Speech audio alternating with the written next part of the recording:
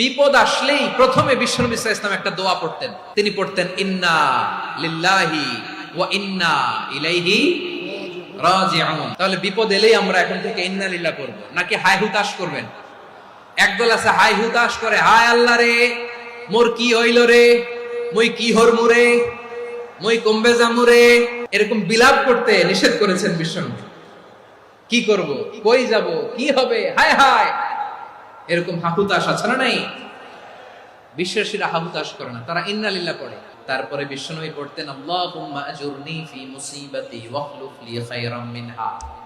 একসাথে প্রথমে পড়তেন ইন্না লিল্লাহি ওয়া ইন্না ইলাইহি রাজিউন, তারপর পড়তেন আল্লাহুম্মা আজুরনি ফি মুসিবাতি ওয়াখলুফ লি খায়রাম মিনহা, মানে আল্লাহ এই যে আমি বিপদে ধৈর্য ধারণ করলাম এটার সব তুমি আমারে দাও, আর যেটা হারালাম এর চেয়ে ভালো কিছু দিয়ে মেকআপ করে দিও, ভালো কিছু দিয়ে বদল করে দিও। সুবহানাল্লাহ পড়েন।